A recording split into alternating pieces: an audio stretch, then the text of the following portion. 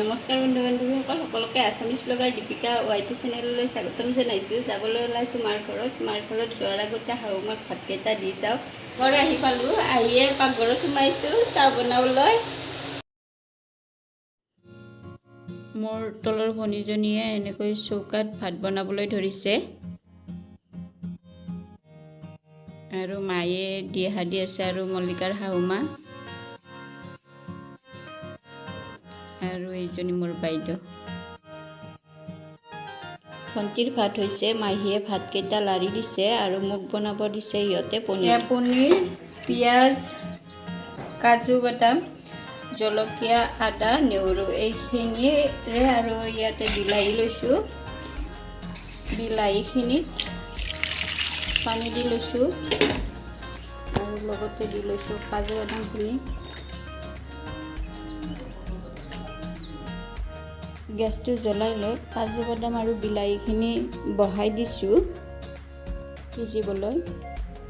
উতাল আহিছে, বিলাহীও সিজাৰ নিচিনা হৈছে, অলপ ওলটাই দিছোঁ। চাওক বাকলিটো এৰাৰ নিচিনা হৈছে। এতিয়া মই গেছটো অফ কৰি দিম আৰু এইখিনি উলিয়াই ল'ম। বিলাহীৰ বাকলিখিনি মই এনেকৈ গুচাই দিছোঁ। কাজু বাদাম আৰু বিলাহীখিনি মিক্সিত গ্ৰাইণ্ড কৰি ল'ম। প্ৰথমতে পিঁয়াজখিনি গ্ৰাইণ্ড কৰি লৈছিলোঁ, এতিয়া এইখিনি দি দিছোঁ মিক্সিৰ জাৰটোত একেলগে। কাজু বাদাম আৰু বিলাহী গ্ৰাইণ্ড কৰা হৈছে। গেছটো জ্বলাই লৈ কেৰাহীটো বহাই দিছোঁ আৰু কেৰাহীটোত তেল দি লৈছোঁ। তেলখিনি গৰম হৈছে, জিৰা, তেজপাত আৰু জলকীয়া দি লৈছোঁ। লাৰি দি গ্ৰাইণ্ড কৰি লোৱা পিঁয়াজখিনি দি দিছোঁ।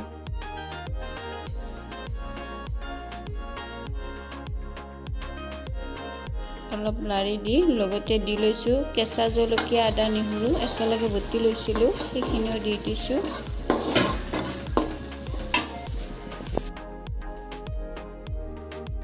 লগতে দিছোঁ 1 চামুচ জিৰা, 1 চামুচ ধনিয়াৰ গুড়া, এখন ডাঙৰ চামুচ, সৰু চামুচেৰে 1 চামুচ হ'ব, আধা চামুচ কাশ্মীৰী মিৰ্চ লাৰি দিছোঁ।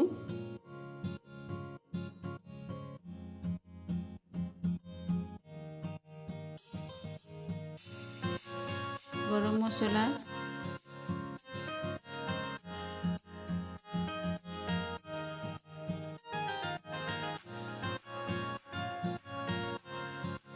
গোটেইখিনি ভালদৰে লাৰি দি আৰু লগতে দিছোঁ ৰং গুড়া,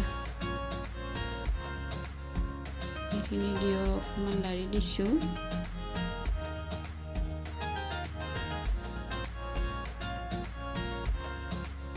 গোটেইখিনি মছলা কম জুইত ভাজি লৈছোঁ। গেছৰ ফ্লেম ল'ত আছে আৰু অকণ পানী দিছোঁ।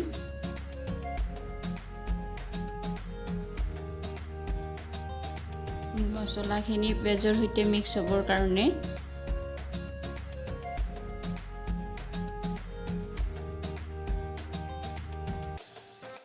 পেঁয়াজ মছলাখিনিত পানীখিনি শুকাই যেতিয়া তেল উঠাৰ নিচিনা হ'ব, এয়া চাওকচোন তেল উঠাৰ নিচিনা হৈছে। এতিয়া বিলাহী আৰু কাজু বাদামৰ পেষ্টখিনি দি দিছোঁ।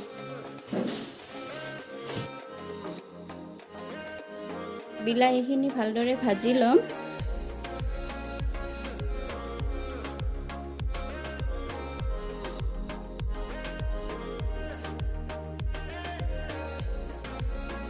এয়া বিলাহীখিনি ভালদৰে ভজা গৈছে। মই 4 মিনিটমান ভাজি লৈছোঁ। এতিয়া পানী দি লৈছোঁ।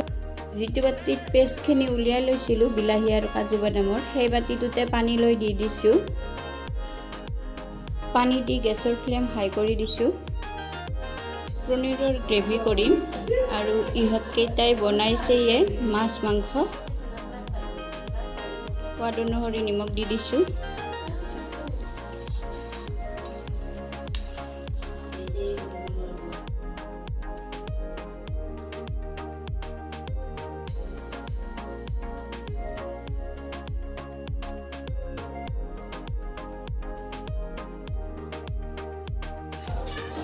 মাথা খাবি না চাহ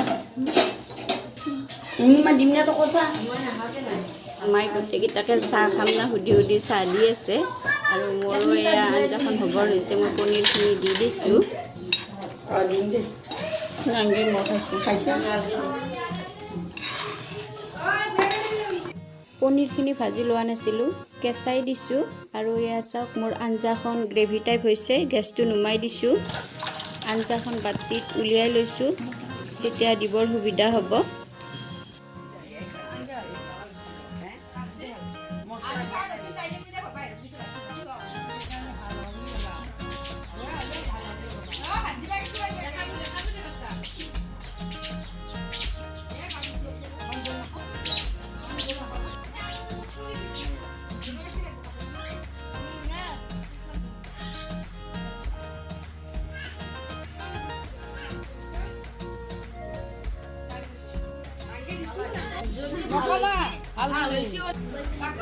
ভাত খাই উঠি গোটেইকেইটাই এনেকৈ বহিছে যদি আপোনালোকক ভিডিঅ'টো ভাল লাগিছে তেনেহ'লে লাইক শ্বেয়াৰ আৰু কোনোবাই যদি প্ৰথমৰ বাবে মোৰ ভিডিঅ' চাইছে তেনেহ'লে মোৰ চেনেলটো ছাবস্ক্ৰাইব কৰি থ'ব আজিলৈ ইমানতে ধন্যবাদ